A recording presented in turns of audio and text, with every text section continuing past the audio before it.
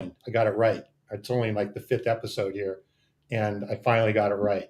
So, Good job, Tom.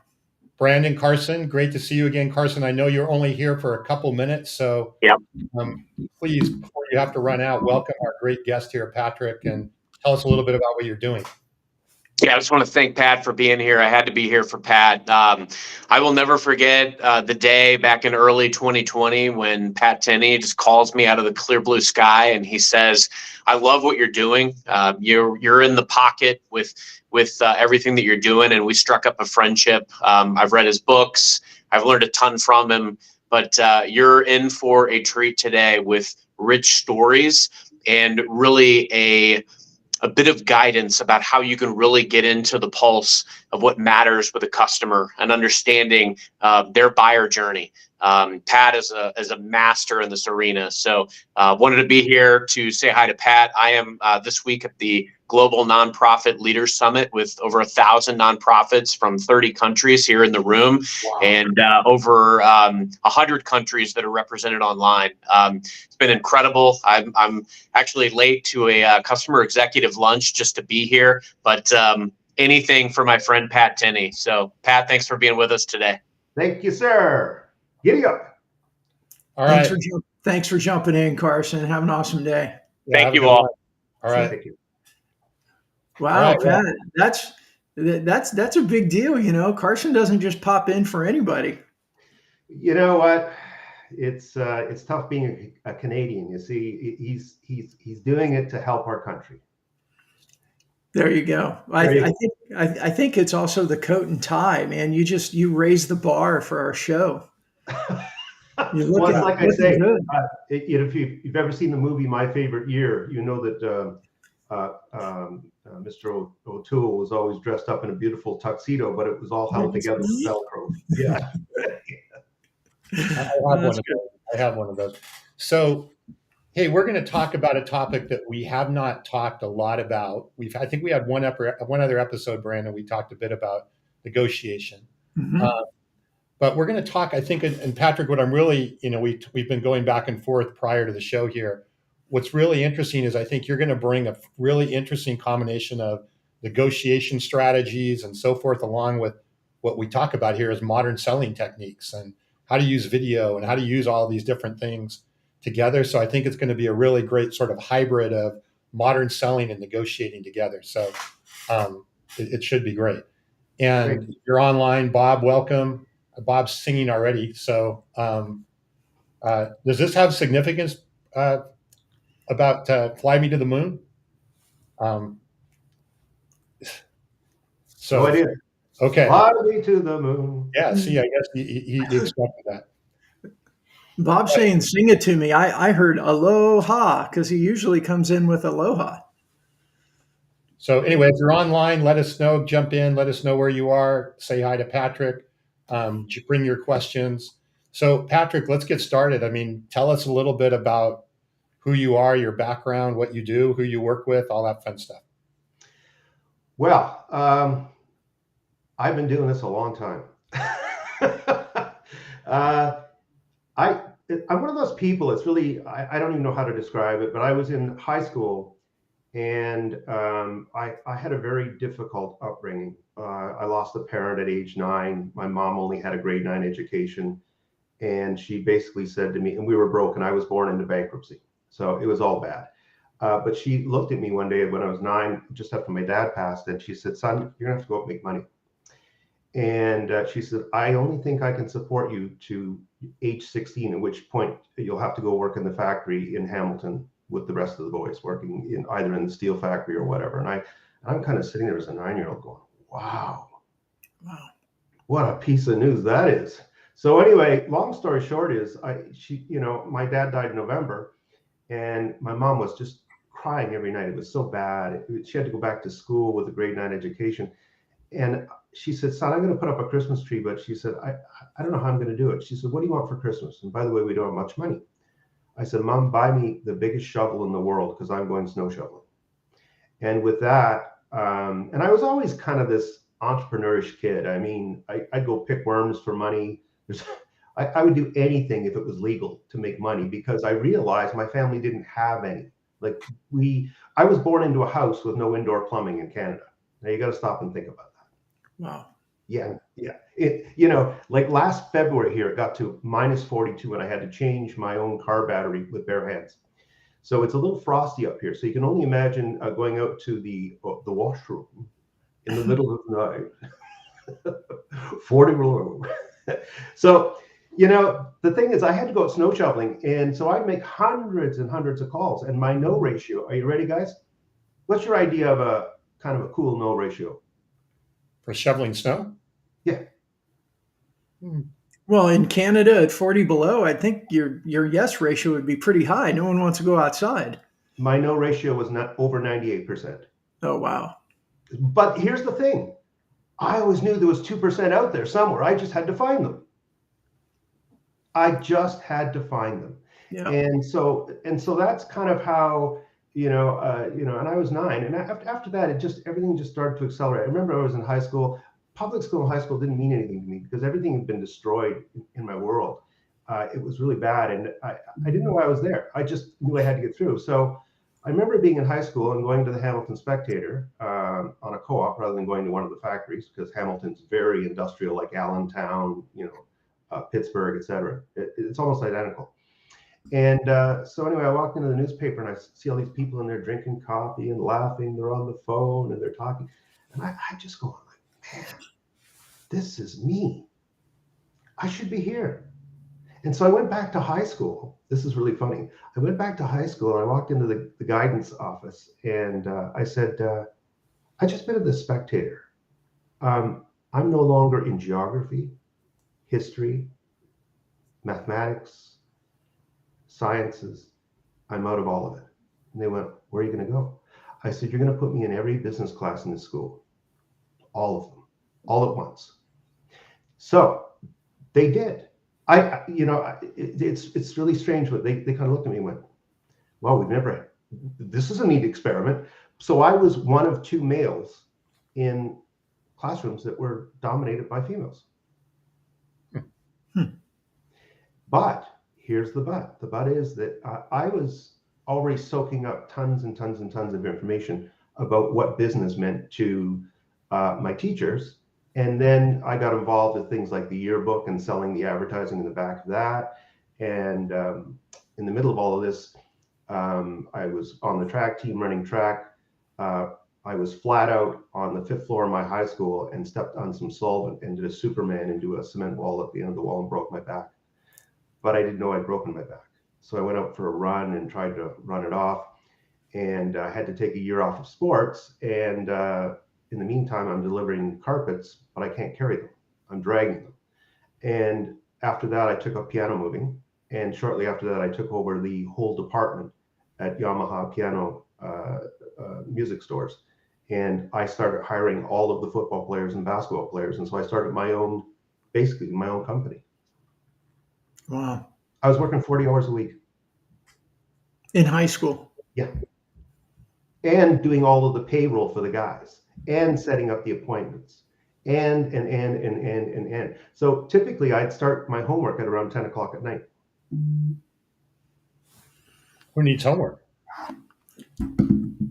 Well, and I imagine you were in all business classes and learning a ton, and it probably, it was homework, but it didn't feel like homework. You were probably learning a ton that you were able to apply like daily.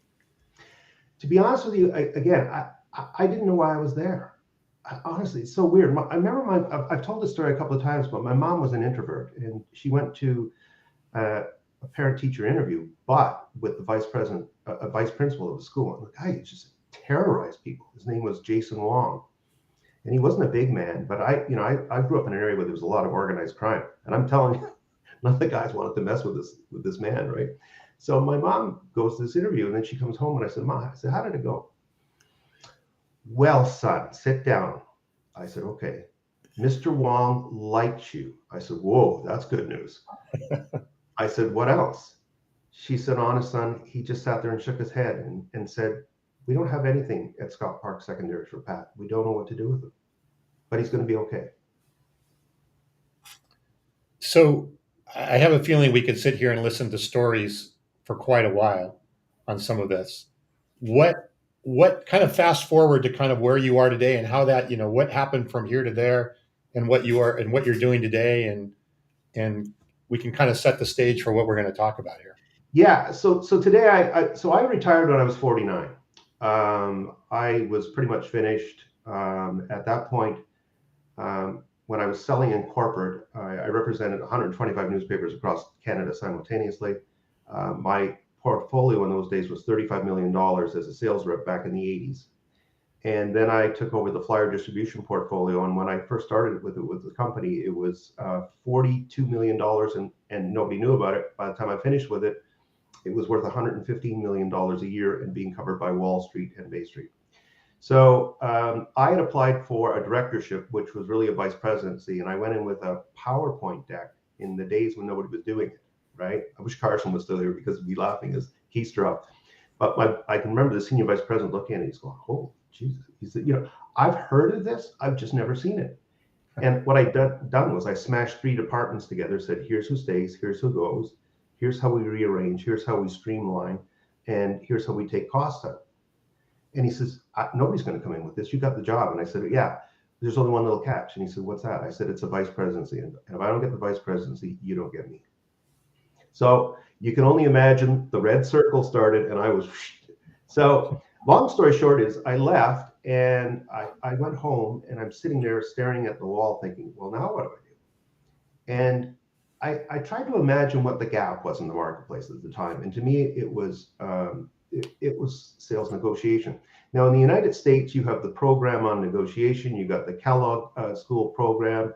I'm pretty sure you got something at Yale or Princeton, and then a whole bunch of other stuff, right? Up here in Canada, we didn't have it. We still don't have a lot of it in our universities. I don't understand it.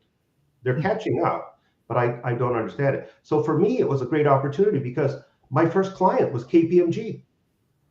Now, my wife happened to work there, but I couldn't sell to her. I couldn't even tell her what I was pitching to her executive team. But I walked in and said, you know what, I'm watching what's going on. She works in the events department. And I said, what I'm hearing is not enough of how we're saving money. So if you'll allow me, give me your people for a half day. It's 10 people and anybody else you want to show up, and I'll run them through the program. And I've got some stuff that I'm going to show you. It's just going to knock you out, right? So anyway, long story short is they took my program away. They took all my models and started to implement them all over the place. And then they started to adapt my models to other parts of their business. And for several years running, they were saving several $100,000 a year out of a 10-person department. And then it just grew from there. Then I started writing books. So that was really the start of your training and coaching and everything at that point. That's where it all sort of emanated from at that point, or? Actually, when I was still with the company, I wrote the flyer distribution sales manual. I wrote and launched so many different products. The last product I launched was worth $1 million that was unbudgeted with a 50% markup in 6 months. So let's use this kind of to set the stage. And by the way, I want to thank Juan Pablo for telling me that my eye contact was better today. Because oh, that's awesome. I'm good job, Juan Pablo. I love it. Yeah, nice. But I want to hit a couple of Mark's questions here. Mark is with IBM, so certainly a small company. And I think this may be a good way to start, Patrick, is we want to talk about modern prospecting and modern negotiation. Let's talk a little bit about what are some of the strategies you would use today or bring to a company related to prospecting, and then we'll tie that into negotiating and so forth. So kind of take us through what you would tell your clients right now. So first of all, I think the idea of just selling to buyers now is a little passé. We've all got to get much better. So with my sales and negotiation masterclass, I teach people how to sell to CEOs in the C-suite. I can remember walking into a business and I knew the guy was getting trashed. It was a sales as a platform company. And I'd heard from his family members and I said, you having any problems? Can I help you? And he says, oh, no, I'm great. I said, anything I can help you with before I leave? He says, yeah, we got one problem. I said, what is it? He said, we don't know how to sell to CFOs. I said, let me think about that. I'll come back to you in a day or so. So I did. And what struck me was that he had a CFO in the building. I said, why don't you invite her down? Buy her pizza, have all your salespeople in, and ask her how she makes decisions. And if that doesn't work, go out to a non-competitive company where you're going to pay them, some kind of a, I don't know, some kind of a small fee to come in and enjoy your environment, your culture, and then sit them down and say, how do you do it? How do you buy? Because at the end of the day, all strat plans have to go up through the C office. And so as I've introduced people to my sales and negotiation masterclass, it was one of my friends down in, he's down in Atlanta. And he said, you're not teaching me how to sell to buyers, are you? I said, what do you think? He said, I don't know, man. But he says, it looks like you're trying to teach me how to sell to the C-suite. I said, you get it. I speak fluent C-suite. So, Patrick, what I hear you saying is the buyers might be the path, but they're not the end of the path. And so sellers need to be prepared to talk with the buyers, but be prepared to empower them with information that they will then take to the decision maker. Is that what I'm hearing? Yes, but there's a little catch to it. And the catch is that whatever we present in terms of a proposal has to be so de-risked and so simple that it can be displayed in 8 pages or less. And before, I always say to people, take this home and show it to your husband or your wife and explain it to them. And if you can't explain it to them, then you have to come back to me so that I can help you learn to present this again, because you're going to be the champion internally. Mm-hmm. And that is when you become so relaxed and you kind of say, this deal is so firm, it is so tight, it is so lean, that what Mr. Tinney is saying to us is that we're going to have a competitive advantage in the marketplace for a short period of time. Well, I got to tell you, a competitive advantage in the marketplace for 6 or 8 weeks is an eternity. It takes everybody ages to catch up because you have to retool. That's the deal. So let me, and again, I think you're talking about the proposal part. When you create that 8-page proposal, are you creating that or training people on how to create that for the C-suite and make that C-suite, make it so it's really super, super simple? Or is that proposal, as Brandon brought up the question, going into a buyer who then is championing it up to a C-suite? Or does it have to be designed for both? Both. Okay. Yeah, I think what you want to do is you want to be, so think about all the startups and IPOs. If you can't explain what you do in 4 pages, you're dead. Mm-hmm. You're finished. But think about going on Shark Tank. Yeah. Well, and I really like what you said about, I think that's really good practical advice, right? Take your proposal, give it to a friend or your wife or your husband or whatever, and say, take a look at this. And if they're like this, then it's probably too complicated. Use very small words. So one of the things that I put up in the way of a video today, we'll talk about video in a couple of minutes if you're interested. But in my books, and I've written just under 200,000 words of content, I don't use large words. What hit me very early was that my target market was not Canada. My secondary market was the United States. My primary market in terms of a country is, pick a country. Ireland. India.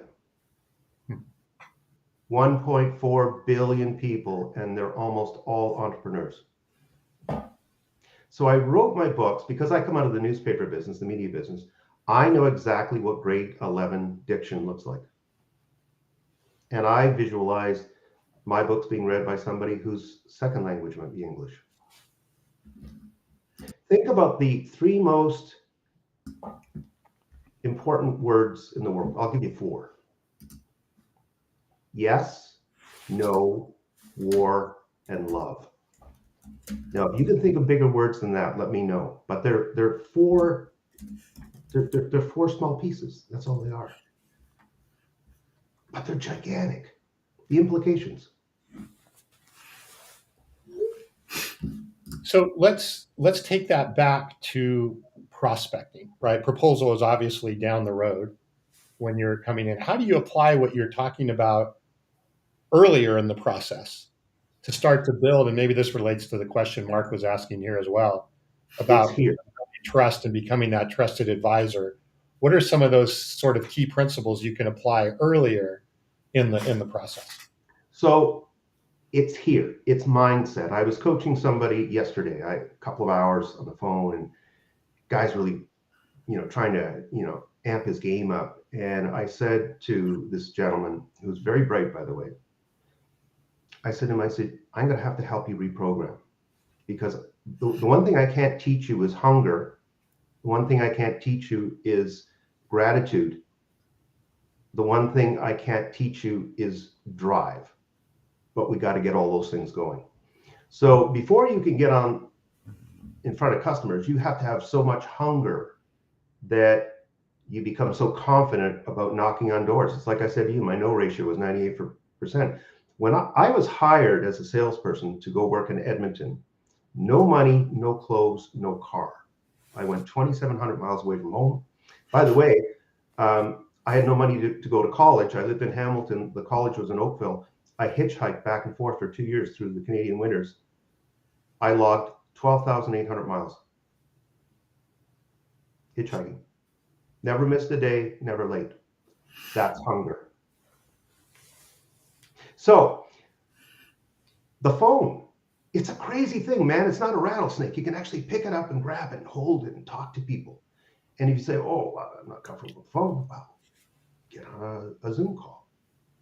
Now, the picture isn't complete. I was on an Italian podcast, and I was talking to my friend Tobia Marca, and he says, what's wrong with things today? And I said, well, the whole Zoom thing is kind of, it's suboptimal. He goes, why is that, Patrick? And I said, well, think about the statue of a David.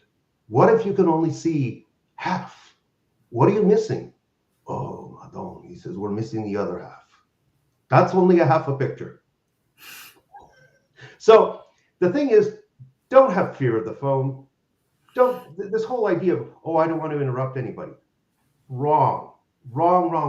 As a matter of fact, my friend Mark Hunter, great guy, I read his book, and one of the things that I learned, which I loved, by the way, was that he would time his calls at around 10 minutes before the top of the hour.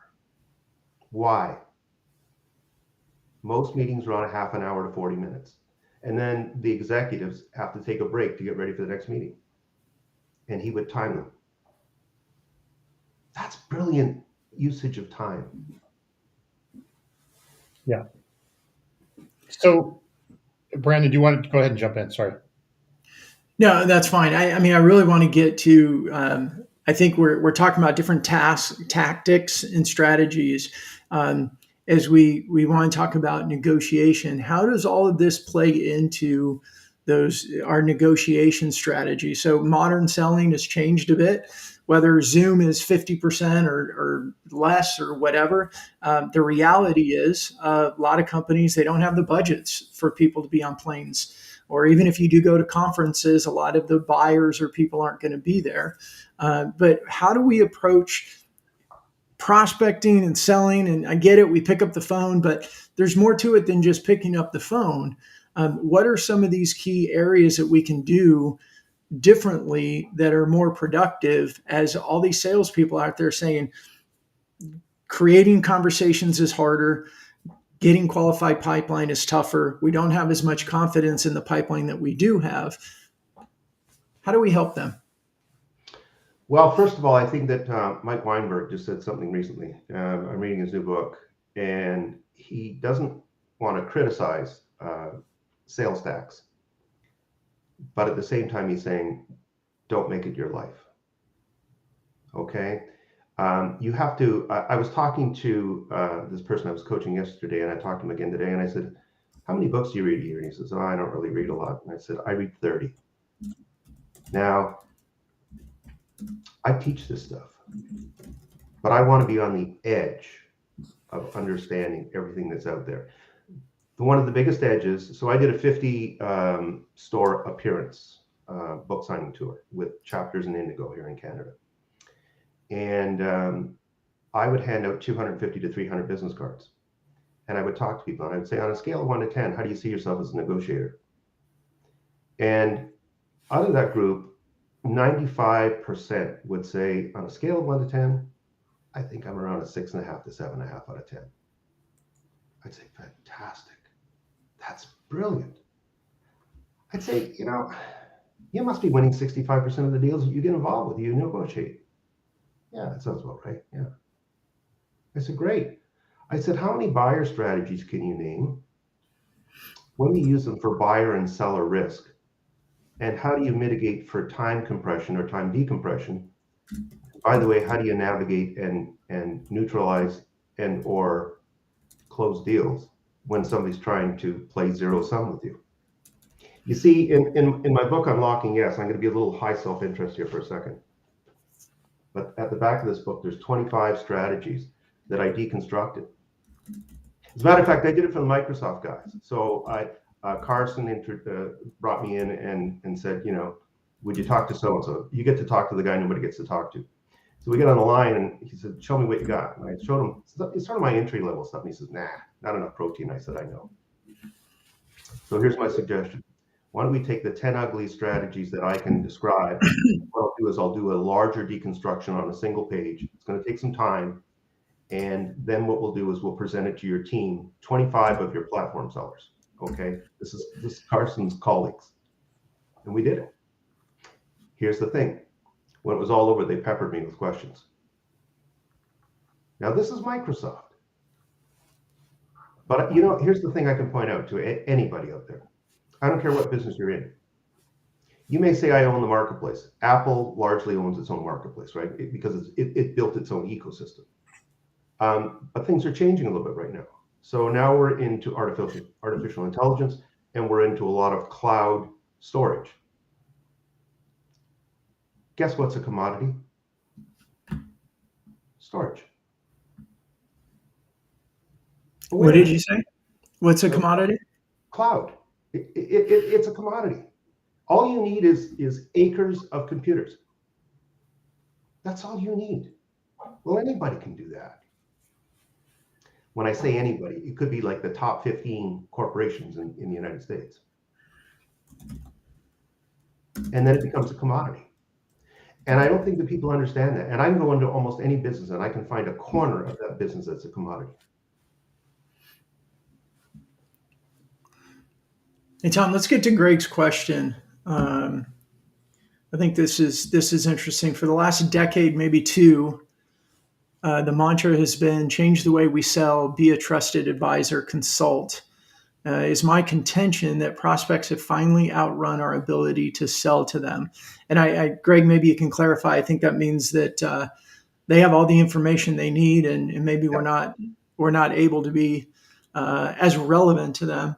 And he says, I see the change in selling must mirror or follow the change in the way corporations make decisions. Would you answer that for him, Patrick? First of all, brave man, brave. He's actually telling the truth. So corporations are building moats around themselves. Just try and dial into the head office of a corporation, get a hold of somebody. They figured out ways to hold you out. So I do a lot of different things. And by the way, consultative selling, yes, it's critical. I used to get laughed at in my corporate days because, I'm a bit of a killer. I mean, I know how to close. I close hard. I was making stupid amounts of money when I was in my 20s, right? And I went to work for the biggest and best brands that I could. My portfolio, my lifetime deal book, and I retired at 49. Was between $350 and $400 million. Can you imagine if I'd have stayed until retirement? I don't even count the flyer distribution business I was in that I started out at 40 million and finished at 115 million. I don't even talk about that. But I did all the strat planning for it nationally. I built all the standards, the pricing, verification, even what I called market reconciliation. So when I sold 125 newspapers, it wasn't the price. Guess what I was selling? The economics of the marketplace. So when somebody Yeah, I says, think go ahead. as you say, Greg's other question here, I think, is relevant for people too. Is tactics, prospecting, negotiation, decision, all that. How do we see AI impacting? I think this is the one. Have we reached the point where attraction is more relevant than creating demand? I think that's an interesting question for any business we're in, because I see creating demand and attraction being more synonymous. Tom, what do you think there?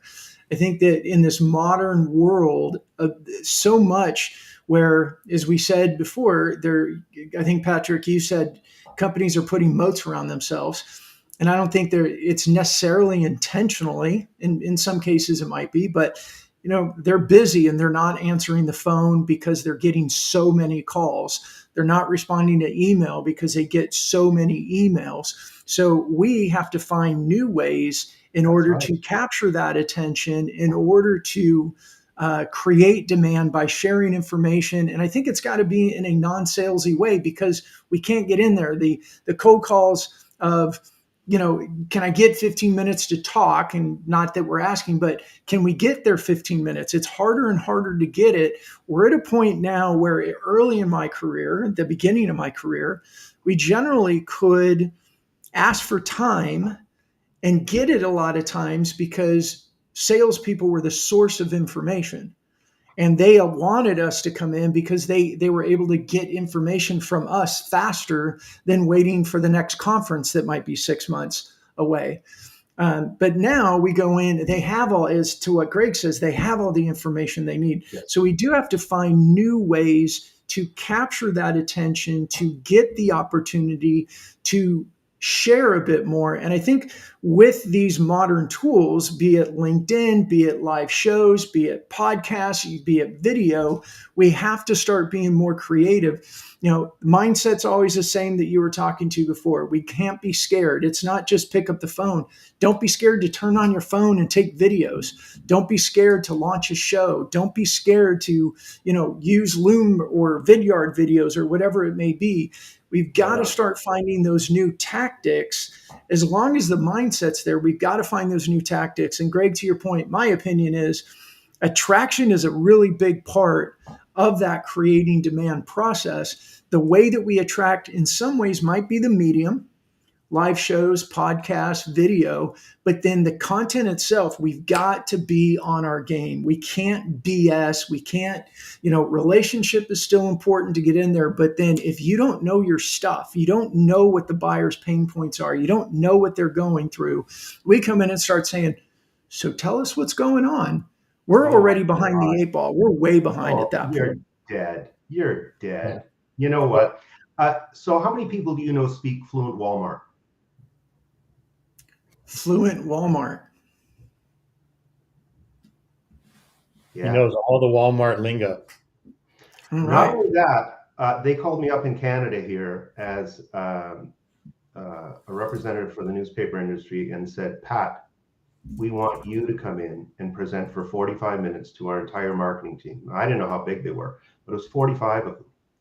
And as soon as my company found out, it was like, oh my God. It was like piling a rabbit. I felt like a skinny kid with a box of Smarties, and everybody was staring at my Smarties.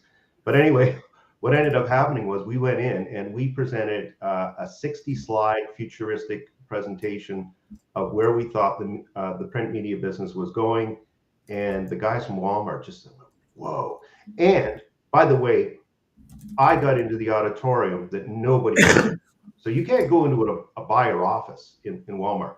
You go to a meeting room that has a window about that wide. You only get 29 minutes because somebody's hammering on the door on the 27th minute saying, "Get out of there, I'm in there next."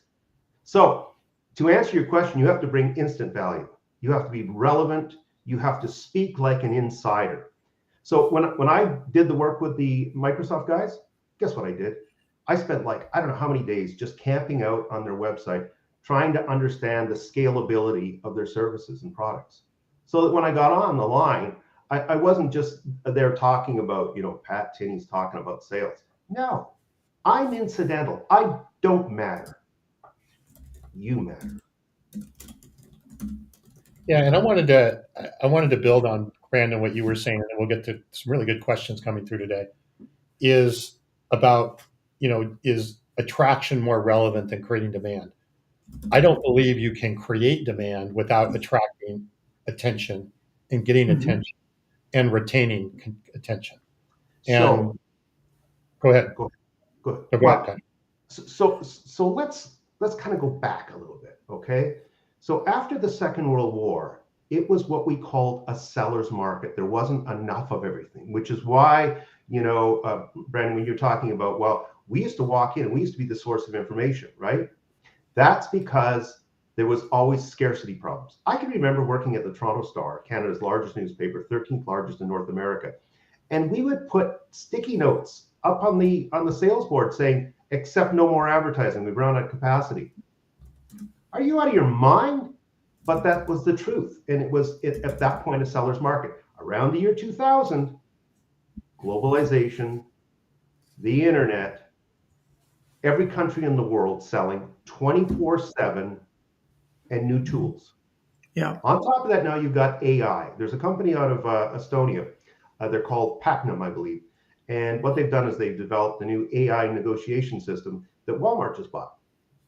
And here's the thing about, I don't know how familiar you are with retail, but with stores that have like hundreds of thousands of SKU, they really only get to negotiate with the top 20% most important accounts. The bottom 80%, they generally look at it and say, is that great value for our customers? Does that represent our culture and our brand, our promises? So what this AI is doing right now is it's going in and it's just doing chatbots with all of these small businesses. Mm-hmm. Now, back to relationship. I was a killer, but I would always say to my colleagues, friends, if I can't have a friendship, if I don't have a relationship with that customer, I don't have anything. So what I believe is you've got to lay trust planks on a bridge out to your customer. And as I say to my participants in my sales and negotiation programs, if you haven't got a trusted bridge to your customer, you better goddamn well get ready to do a lot of swimming, because you're going to be doing a lot of it. Lots. Yeah. And you're not going to break through the moat, that's for sure. So, Brandon, which one do we want to tee up next here? There's just so many good questions there. Yeah. So I think I like Bob's controlling the sale is the most specious thing. Sellers, are told the customer is always in control. Yeah, the best we can do is influence. Yeah, and I think that goes back to the attraction and creating demand. I think, influence is another word in there around the attraction side. Tom, you've done a great job in your book on the revenue zone where we talk about the steps of creating demand. We can't move buyers, but we can seek to influence buyers. And if some of the traditional outreach, the calls, the emails, can we do a demo? Can we have a presentation? Can we show up and meet you in your office and do present? Those things are farther and fewer between, and getting approval or getting the opportunity to do those. So we got to look at other ways to influence, and controlling the sale, I think, is, as Bob is saying there, is influencing it through our content, influencing it through different messages, through different mediums, attracting people that go, okay, there's something here I'm interested in. I'll come back and watch a show again, or I'll go back and read their blog, or I'm going to start following them on LinkedIn and look at their posts. There's just different ways of doing it. Nothing has changed. We still have to provide that information. We have to be intelligent. We have to have the buyer in mind. But the way that we deliver that, I think, has just changed because a lot of these digital platforms that we have available to us. I think Larry Livingston's comment is pretty good too, Tom. Sorry, Patrick, go ahead. No, you guys are so on your game. This is so much fun. I love getting all the hard questions. So just keep firing away at me. Well, yeah, go ahead, Patrick, and then we'll hit the next one. Sorry. So I know we're going to run out of time here soon, but I just wanted to say to you, so I talked to a colleague recently, and he runs a very successful advertising agency, and he said, Pat, we got to get better. We need more ideas. We need better ideas. And I had a colleague reach out to me recently who does what I do, but it's the level that I do it at, right? And he said, Pat, could you construct a training program on client retention? I said, yeah, I already know what it looks like. I haven't done it, but I can do it. And you might say, what is that cornerstone? What's the keystone? It's this. Are you ready? If you can't build a de-risked business case internally in a corporation, how the hell do you do it with a customer? Yes. Especially where there's big money. For me, a large deal was $13 million with one signature. One. Can you imagine the pressure if I got it wrong? That's 150 jobs, at least. So you have to learn how to build business cases. If you can't build a business case, I think you're like 20 years ago. Honestly, it's sad. And I don't know. So in my book, The Lone Ground, I don't know where it is here. This one. Basically, I'm talking about how to build business cases. Most people don't get it. It's the most misunderstood book that I have. And this one is really about what the hell do you do when things go wrong? What do you do? You got to be prepared for things that you can't prepare for. This is why in negotiation, if you don't understand strategy and you walk in and your cost modeling isn't so on point that you're going to end up giving business away. You're going to end up buying business. And the biggest nightmare in the world is that you're the largest cheese company in the world that is approached by the largest pizza company in the world. And now you've only got one customer. And now suddenly they're saying to you, you're too expensive. So now start laying off people. Yep. Look what UPS did today. How many jobs?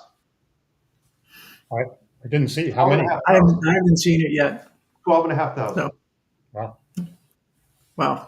That's unfortunate. Tom, let's go to Victoria's comment and question, especially because Victoria's been part of our community for a while. She's studying sales at University of Texas, Dallas. So let me read through. Someone who's fresh out of college and jumping headfirst into the sales space, is it taboo to approach prospects with the "I'm new, can you educate me" approach? I think human nature is want to help, but I feel like relevancy is lost when using that approach. Hey, Victoria, I think the big thing is how you do it. I don't think that, I think one, try it. And I think there's going to be some people that will be much more receptive to it than others. You're going to find some personalities that just say, get away from me, kid. I don't have time for this. Go figure it out. But I do think that the environment has changed a bit more. When I was coming into business in the 90s, it was much more of you better know your stuff or fake it till you make it and don't ask stupid questions. I think there's a lot more acceptance to people that are like, hey, I'm really trying. I'm working on figuring this out. But I'd be curious, Victoria, for you to try that a little bit and see what kind of experience you have, what kind of success you have, what you learn. And I think maybe we bring Victoria on the show sometime to share her experiences as a young salesperson trying to figure this out. And I mean, she's driven. She's been working hard. She comments a lot on our stuff. She sends messages and asks good questions. So Victoria, kudos to you. Keep it up. Let me know how that goes too. So Victoria, let me leave you with a thought. And it's this. Some companies want to teach you how they buy. Not all. But if you can find one, then what you've got is you've got the beginning, you've got the terra firma to start building up your philosophy. And I'm one of the very few guys in the sales business that talks about philosophy. Every one of my books has got a philosophy base in them. All of them. Like one of the things I can't teach you how to be hungry, but I can show you what it looks like. And so if you have that honest hunger, low self-interest, I really want to learn, and you find that mentor, and believe it or not, there are customer mentors. There really are. I had one sit me down one day. It's a company that's gone now, but it was a lumber company. And I remember the guy's name was Howard Kitchen. He says, come on in, Pat, sit down. I'm going to teach you how we buy here at Lansing Buildall. This is our culture. Are you ready? I went, oh my goodness, thank you. Even as a young buck, I knew that that was like somebody peeling off my commission check. And that's a rare, very rare situation. I would expect. You said there's companies out there. Companies will teach you how to buy. What should Victoria and others? I mean, even for me, what should we be looking for? Where can we learn how to sell to a company if they're not that blatant of going, come on, sit down, grab a seat. Let me tell you how we buy. Are there clues? Are there insights that we can be looking at? Yes, there is. So, first of all, a lot of executives now are writing white papers. A lot of almost all companies are doing forecasting. So there's always a forecast on Adobe, Microsoft, name the company, JP Morgan. They all do forecasts. Read the forecasts. Read their annual reports. Understand their culture. Understand the tenets of that company. When you go to Microsoft, it's low self-interest. They actually reward people for being low self-interest. If Carson was here right now, he would use, what does a victory look like for both of us? What does a deal look like? Mm-hmm. Am I right? Mm-hmm. Yeah. And I would add to that too, Victoria, and others that aren't selling to the Microsofts or publicly traded companies where you can't read their forecasts or K1s. There's a lot. I mean, this is the modern selling approach, right? There's a lot of information inside of LinkedIn. It's one of the values of having a Navigator account and getting alerts when somebody's mentioned in the news. You can see people that are mentioned inside of any company. Go to their company pages and ring the bell. Go to their leadership and ring the bell. Go to their company pages and look and see who's creating a lot of content. And generally it's not a lot of people, but go ring their bell and see what they're talking about. See what they're sharing. Go look at their job openings. See where they're hiring. They've got a lot of people in sales. Well, guess what? They're investing in expansion. They've got a lot of positions in ops and they're manufacturing. Well, guess what? They're growing. They're looking to build more products. So there's a lot of clues there that we can do. And from a modern standpoint, there's some insights that we may not have been able to get years prior. You know, we'd go through the newspapers, go through the Wall Street Journal. You're going through that. For me, I went through the LA Times when I was in LA, and you're constantly looking to see who's being talked about, what's going on in different industries. So there's a lot of ways that we can do that, even in non-publicly traded companies. And I think with this whole cool, awesome thing called the internet and LinkedIn and modern selling, we just have to be coming back to what Patrick said. We get back to the mindset of, are we hungry? Are we looking for those opportunities? Are we looking for ways to get this information?